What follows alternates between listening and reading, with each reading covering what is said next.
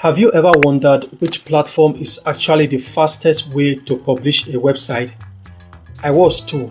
So I tested four popular options: Dorik, TinyHost, Vercel, and Netlify to see which one gets your site online the quickest and with the least hassle. In this video, I'll walk you through each platform, compare their speed, ease of use, pricing, and who they are best for. By the end, you will know exactly which one is worth your time. And if you decide to try any of the platforms I personally use and recommend, you'll find my links in the description below. Now let's find out which one came out on top. So the first one I'm going to be talking about is Dorik AI, alright? This one is a very powerful AI website builder, alright? So this is the one I use majorly, alright? I prefer to use this one more than all other sites. All other sites are great, but this is the one personally that I use, for all my works. Alright, it's a build websites with the power of AI. So you see you check the product, AI website generator, no coder editor, alright, CMS, native SEO, Airtable integration, blogging platform integrations. They also have the portfolio, check the templates, portfolio, just take your time to check it out. You can sign up or you just click on try for free. So if you have not created an account, just use the link in the video description to create an account. Okay, so I'm just going to click on, you see they also have here web analytics, a lot of things you can do on this platform. So you see that you click on sign up or you try for free. I'm just going to click on try for free. They have like I think 7 days free trial, also 7 or 14 days, I can't remember exactly. And then you can just get a yearly plan, or you have, I think they also have a lifetime deal also. Okay, now it says start with AI. Generate your website in seconds with Dorik AI. Here you can also start with a template. Pick a template from a large section of templates. So I'm just going to click on generate with AI. And then here you can just give it a name. Okay, so I've given my website a name, and then you say prompt website / business description. So I'm just going to paste my description. Yes, you have to give it a prompt there. Okay, and you can also use this if you don't know what to say. You can also generate website with AI. All right, you select your language option if you want to. You can click on generate your website, and if you don't want to go through there, you can still come here, the same thing. Just click on start with a template. All right, and then you click on use a template.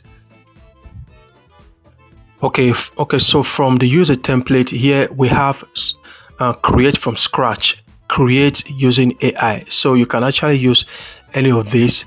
You see they already have a lot of templates that you can use here, which is very simple. But they have a lot of templates. They have the one when you click on agency, you see the lot of templates you have.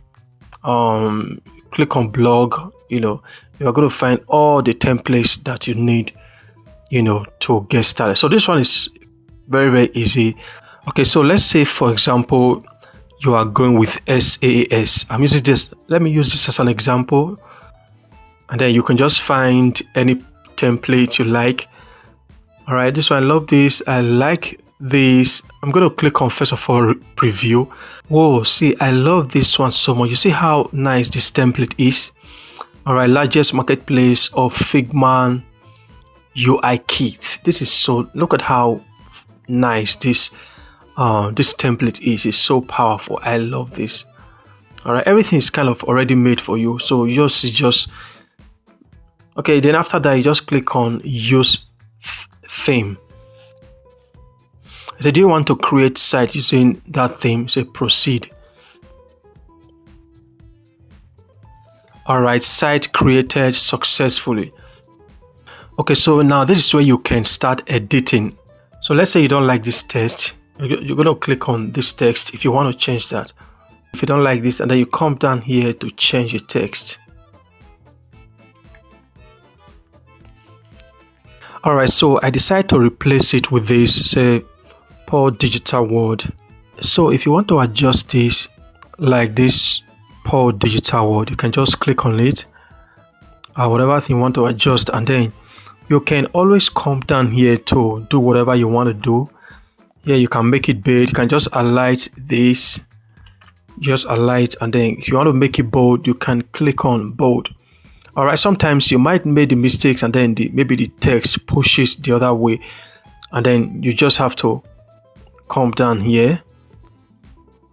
You just click on this long line, and then you can click on style and title styles, let it come down. And after that, you're going to come down here and you're going to find the line here. The line will always be here, so you push your line down. Okay, so we also have the line height, line spacing, or you click in here. This is where you're going to click in whenever you want to make any changes. You can use the one at the bottom, you see that? You can use the one at the top. All right, it will bring it back to where it was before. Then we also have the spacing here. Always click inside. These are the small boxes you are going to be, these small arrows, they are the ones you will make use of. So you see it has made it smaller. Then if you also want the text to be larger, you just click on the one at the top. So you see that it's making the text larger. Okay, so it's that simple. And also if you want to check, you can also click here to see the way it looks on your page. You just click on this, and then that one is going to push back so that you can see everything you want to do around here. So that is it. And also if you want to change the text, because we can't see what's here, you click on it. Okay, and then we'll come to color. All right, if you want to, so I'm talking about colors, you just click on your color, and then maybe you click here. This is white. You see it has, you want to change this text, you just click on it.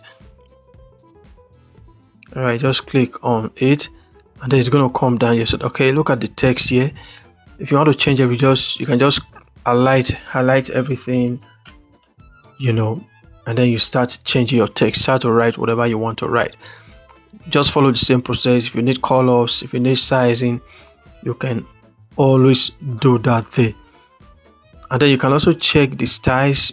There are a lot of styles here that you can use for your project. Here we have the margin. Now this means when you click on any of this, one is the top, the bottom, left, right. So let's say you are doing this, you want everything to go up, you just come there, you can click the, okay, see it's going up, minus is taking you up, and then the plus, which is on the top one, is taking you down. So that's just it. Then this other one is the bottom. Almost the same thing, just click inside the box here. All right, and then you can select the one at the bottom. Okay, all right, see this one is shifting up now. That particular one is shifting up, so you can also click the top so that it goes down. Okay, so that's it for that. And then you can also come down to the advanced, where we have the font weight. You can click the default or choose whichever font you want to choose. So yeah, you come to the media here. So this is the media. You have the images, we have the videos, we have documents. You just click on whatever thing you want to. Then you can also click on upload. We have the settings and so many other things that you can actually do with Dorik. And then you can delete. Let's say you don't want this, you can just click on it and then click on delete element, and then it will be gone. You can also click on delete the container, and then so that you can click on this if you don't want any of this, and then you can also delete the container so that you don't have anything like that. So let's say you want to delete this. All right, so I just clicked on it, and then there are some images that you can put the link of an image here. All right, then you have alignment and all. So we have image options, we have image with background image. So this is where you can click, this is where you can get your background image. You just replace it with that. All of this, if you don't want them, just delete them. It's so simple. You can just click on delete. Anything you don't want, just delete. Okay, so that's it. Then and when you're done with this, the next thing you're going to do, always make sure you save your work. This one say automatic. Yeah, autosave. Then you can check here to see how it's going to appear on your tablet, so that if you know, so that you will know if you are going to make some adjustments. All right, so this is it. You just check that, and then you check your mobile to see how it's going to. Okay, if you look at this one is at the extreme here, so you have to correct this. See why you need to do this. All right, you just have to, correct this one too. Okay, so you click on text, and then we can work on the margin here where you say the top, the bottom, the left. You can click this just like what we did before. So you're gonna do that.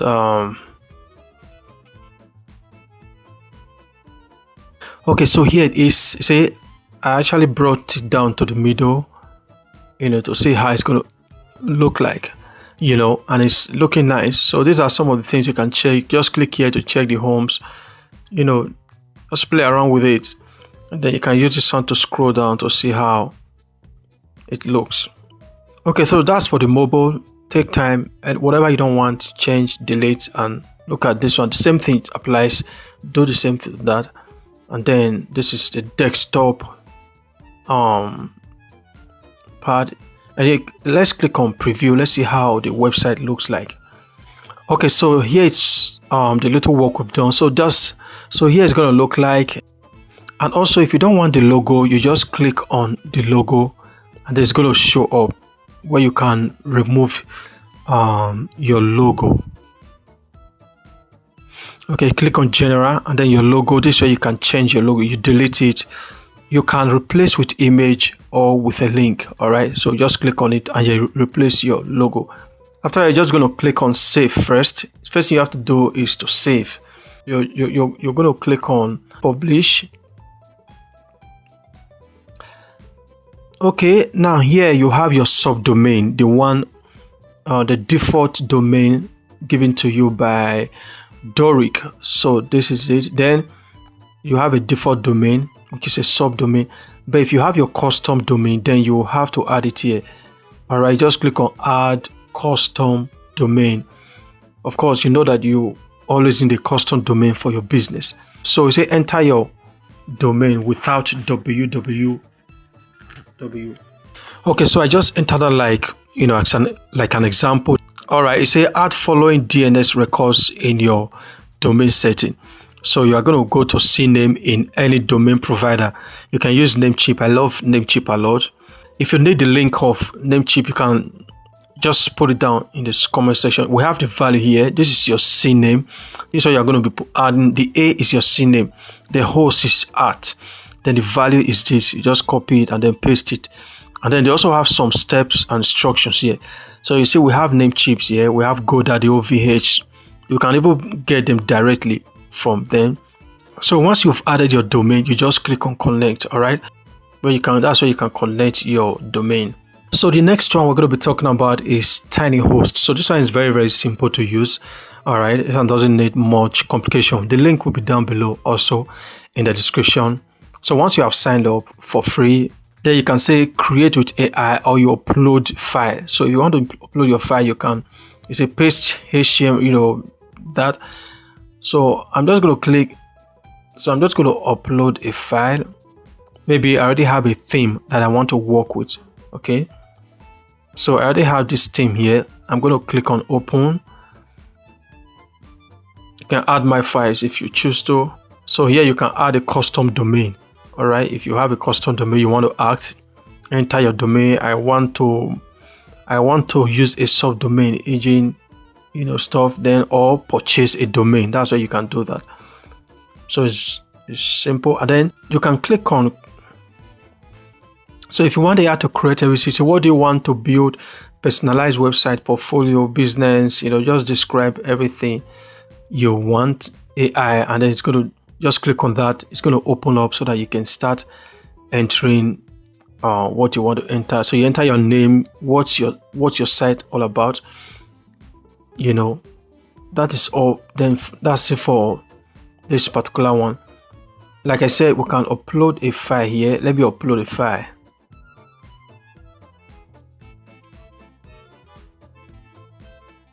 a file is the theme, so I'm just going to click on publish.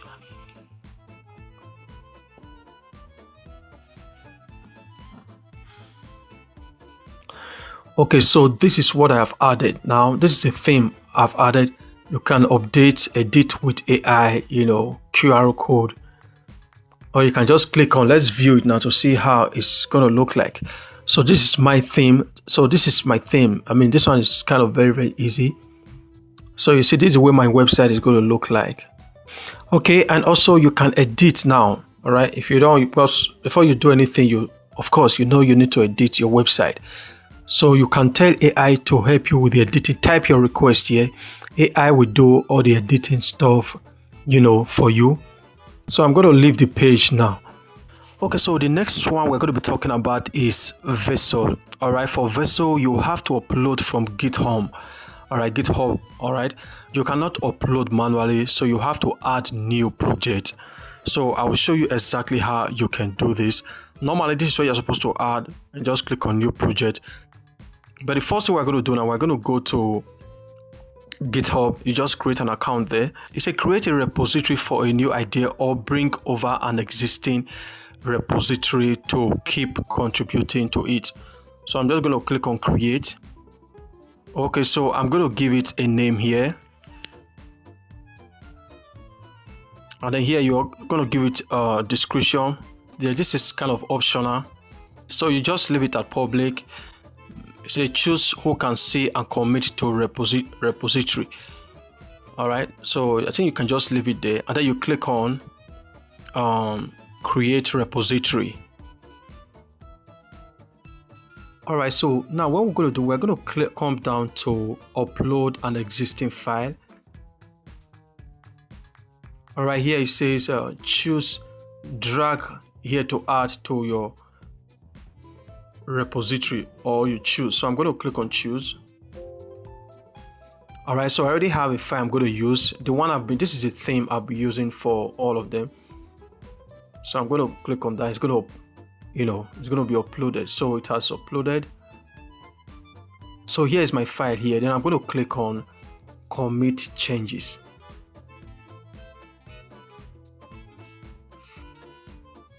So here it is. So I'm going to go back to Vercel, and I'll come now to add new, then come and I'll click on project. I'll click on import. So I'll click on deploy. Okay, it says congratulations, you just deployed. Okay, this is it. So we're going to come down here. You see, that's my theme.